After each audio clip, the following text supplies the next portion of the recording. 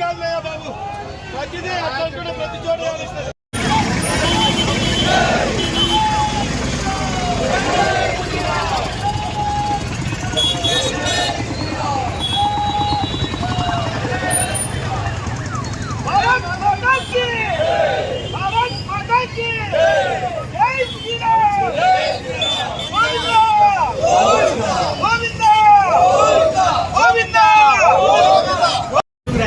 మన భూలోకంలో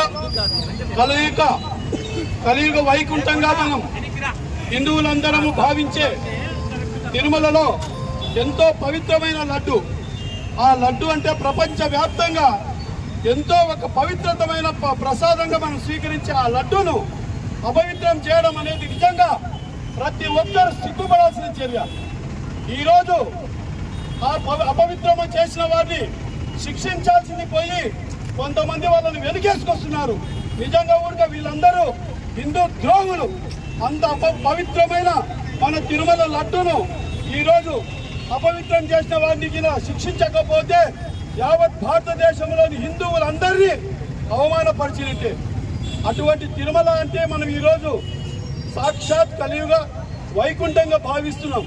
ప్రతి ఒక్కరికి ఇప్పటి నుంచి కాదు, కొన్ని వందల సంవత్సరాల నుంచి తిరుమల లడ్డు ప్రసాదానికి ఎంతో ప్రాశస్త్యం ఉంది. అటువంటి లడ్డులో జంతువుల యొక్క కళేబరాలకు సంబంధించిన నూనె కలపడం అనేది నిజంగా ఉడక ప్రతి ఒక్కరూ బాధపడాల్సిన విషయం. దీన్ని ఖండించాల్సింది పోయి వాటిని సమర్థిస్తున్నారు. అంటే ప్రభుత్వ సంస్థలైన కేంద్ర ప్రభుత్వం సంస్థ దాంట్లో జంతువుల కొవ్వు కలిపినారని చెప్పి ఒక సర్టిఫికేట్ కూడా ఇవ్వడం జరిగింది. దాన్ని క్షమాపణ చెప్పాలా ఈరోజు. ఆ రోజు వైసీపీ గవర్నమెంట్ లో ఏదైతే ఆ దౌర్భాగ్యమైన పరిస్థితి ఆంధ్రప్రదేశ్ కు కలిగిందో, ఇది ఆంధ్రప్రదేశ్ ఒక్కటి కాదు, తిరుమల లడ్డును అపవిత్రం చేయడం అనేది మొత్తం ప్రపంచానికి మొత్తం చాలా బాధాకరమైన విషయం. అది మన ఆంధ్రప్రదేశ్ అవమానం.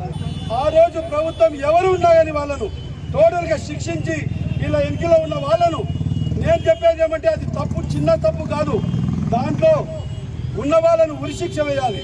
ఎక్కడే కానీ హిందూ దేవాలయాల్లో తప్పు చేయాలంటే వెన్నుల వణుకు పుట్టే స్థితిలో వాళ్ళను శిక్షించాలి.